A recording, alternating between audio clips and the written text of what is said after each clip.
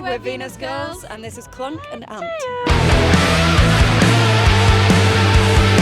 Right, well, thanks for coming out on this very windy day. It's very windy. It is very windy today. I feel like we've got the Leeds wind today. Yeah. Second hand. I thought we'd escaped it, and we haven't. It's fine. It's fine. You brought the Leeds wind with you. We brought it with us. You brought, because you guys are from Leeds, aren't you? Yes. Well, Leeds I'm based. originally from Leeds, but I'm not at all from Leeds, but the band is. The band is from The Leeds. band is, and it's the band home, isn't it? yes, Yeah. that's where we Congregate. formed. Before you formed. How was your Leeds set? Oh, it was so fun. A dream come true. I used to go to Leeds every single year from like 2016 maybe. That was the first year I came to Reading Festival as Is it? well. I used to go every single year. It's for maybe such a about first-time 4 or 5 festival. years.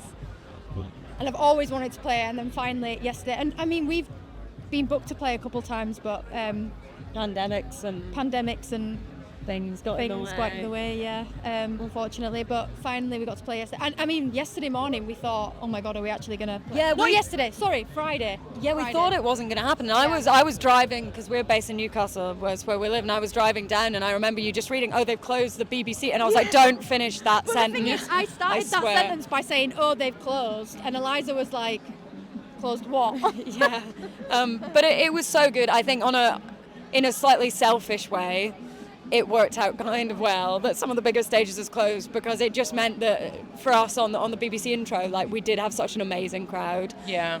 There were a lot of people, and yeah, it was a really great day, really good vibe. The crowd were they were just so switched on. They were so into it. You never know what you're going to get with a festival crowd, but it was great. Yeah, have you guys played it today, or you No, still yet to come. We're at what, amazing. 6? 25 past 6. 25 past 25, 6. yeah. Oh, I'm really excited for that. I was really worried. I thought I'd miss you guys, but now I'm excited to catch you guys. Yeah.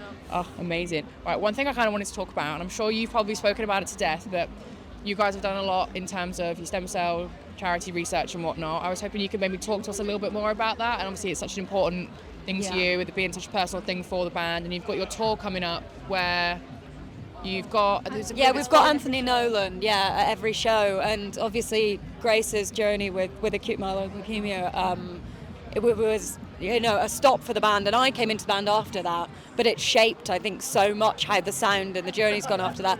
So it's something we, and particularly Grace, but all of us kind of wanted to do, and so we partnered with Anthony Nolan. So there's a representative basically at every single show that can talk to people about how to join the stem cell register. It's hugely important. They provide life-saving stem cell treatment for people diagnosed with not just blood cancers, but other blood disorders as well. And it's something that there's maybe not a huge amount of awareness of. It's really easy to join. So it's just an extra thing that we can add to the tour that I think makes it that much more meaningful. And it's the first sort of proper headline tour. So it's looking back at kind of, I guess, what you guys have all been through, and then doing something about it and adding something and giving back. So it's really exciting. Yeah, first headline tour, that's so exciting. Yeah. Is there anywhere in particular you're most excited to play, or? For me, Newcastle, because, I only recently relocated there. I say recently, it was a year ago now. But I'm looking forward to that one. Yeah. Newcastle's always great. I also live in Newcastle, and it's always fun. I'm looking forward to Bristol because I got some family coming, and I love Bristol. And London, I don't know, all of them, and Leeds, because that's hometown show. Yeah, every single one. Yeah. So I hope guys can catch you on that tour. Please do. Another thing I wanted to speak to you guys about, obviously you're no strangers to like addressing it within your music and whatnot, especially with like your big influences and whatnot. I wanted to kind of ask what your opinion was on representation of women and like just queer artists in the like industry and scene right now. It's such a big one. It's obviously getting better, I think, and I think festivals are a huge part of the conversation, and everybody's kind of coming together to work on what's best. Some people use 50-50 splits. I think the best thing, and this is just personally, I think it's championing women at the more grassroots level to then be able to get them on the platform where they're kind of booked organically. For me, that's what I'd love to see more of. But I think as a band, it's just about getting out there and doing it. And if we're one more face doing it, and that's why I'm so pleased that a lot of our audiences are, like young women, and teenage girls, on the front row. And I think hopefully, if you see it happening, I think it has to happen in an organic way as much as it does in a way where direct action's taken. So, I think us just being us, we hope that we can make a bit of a difference and just be a safe space and an encouraging space so that other younger female artists coming up, hopefully we'll champion them as much as we can. Like, ACT is like a huge inspiration. Have you got any advice that you'd give to musicians that maybe don't feel like they maybe have the confidence or kind of like see where you're at? And just do it. Just do it. Like, just do it. But seriously, I don't know. I think it's Shia LaBeouf. But there was like a meme about it as well. And but honestly, like, I think if someone said, because I context here, I grew up in the middle of nowhere, didn't even know any other guitar players. So I really had no one telling me like, oh, you're a girl, you shouldn't be doing that.